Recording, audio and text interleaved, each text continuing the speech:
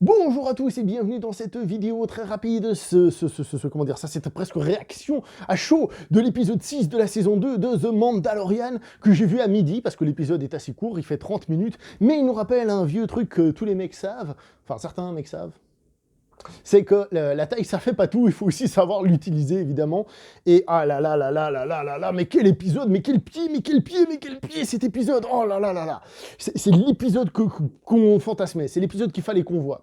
C'est l'épisode qui réunit, en fait, toute la série, enfin, en tout cas, cette saison. Pourquoi? Parce qu'on retrouve donc les nouveaux soldats qui sont créés par l'Empire, ils sont là, on avance significativement sur l'histoire du bébé Yoda. En plus, il y a des choses qui changent la donne, par exemple, le vaisseau spatial, le Razor Crest, qui explose, il est plus là.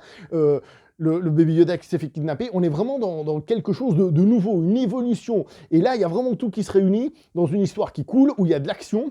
Au passage, ça c'est moi et mon manque de culture générale, mais ça vous le savez déjà, on voit donc des Stormtroopers qui tirent dans un décor dans lequel j'ai pas l'impression qu'on les ait beaucoup vus. J'ai l'impression que c'est un nouveau décor, alors non pas que ça n'a jamais été exploité dans la vie dans aucun film, ni dans aucun Star Wars, mais j'ai pas eu l'impression de voir des Stormtroopers dans ce genre de décor. Rien de révolutionnaire, mais pour dire qu'il y a un petit truc. Comme l'épisode précédent, j'ai pas eu l'impression que cet épisode reprenait beaucoup de choses de la saga originale, qui singeait un peu la trilogie originale ou quoi que ce soit. Là, j'ai vraiment eu l'impression de voir quelque chose de neuf. Il y a juste un tout petit peu de fanservice au niveau de Boba Fett lui-même, c'est-à-dire... quand il arrive, bah, c'est Boba Fett, il faut qu'il soit trop fort, mais au passage, quand son vaisseau spatial apparaît, puis on le voit arriver, on fait wow, wow, wow, et là on se dit oh, trop cool, trop cool, trop cool, trop cool. Et ensuite, bon, Boba Fett arrive. Petite remarque sur Boba Fett, je trouve qu'il parle beaucoup. Alors, dans la trilogie originale, je sais plus exactement combien de phrases il lâche. Je me souviens d'un « quand même vous vaudrez ». Mais je les veux vivants, pas de désintégration, quand même vous voulez. Et il lâche peut-être une ou deux autres phrases, mais je dirais il parle pas beaucoup là. Par contre, je trouve qu'il a la langue un petit peu plus déliée, comme quoi être bouffé par le sarlac, ça donne envie d'utiliser sa bouche. Il parle peut-être plus, évidemment, il faut qu'il place son père, histoire de rappeler que c'est un peu le fanservice qu'on a là.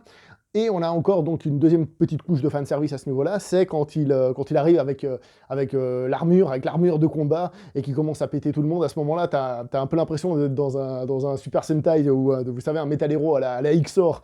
T'as l'impression qu'il arrive et qu'on va avoir droit. Il fallait 5 centièmes de seconde à Boba Fett pour se retrouver dans son scaphandre de combat. Mais revoyons la scène au ralenti. Donc ça, c'est une référence pour les vieux, ça. Bref, tout ça pour dire que il y a ces petites références, mais encore une fois, c'est pas grave, c'est pas très appuyé et tout. Et l'épisode en lui-même est excellent parce que justement, bah, il nous rappelle des choses, du suspense qui avait été mis en place lors de la première saison, des personnages qui ont été mis en place lors de la première saison, en reliant avec des choses qu'on a vues dans cette saison, bah, justement, le port de l'armure de Boba Fett, épisode 1, comment il appelle, les Dark Troopers, ou un truc comme ça, je crois, j'ai plus le ton, le nom, ouais, les Dark Troopers, je l'ai noté vite fait. Eh ben, il nous met tout ça est enfin réuni. Là, on a vraiment l'impression qu'on est dans l'épisode entonnoir, dans le sens l'épisode qui réunit toutes les choses qu'il y avait à réunir autour de cet épisode. Et voilà, quoi, j'ai pas grand-chose à dire de plus, à part qu'il est vachement cool, vraiment, vraiment cool. Au début, ce qui est vraiment bien, je pars dans tous les sens, parce que franchement, l'épisode était vraiment, mais vraiment, vraiment bien, cette fois.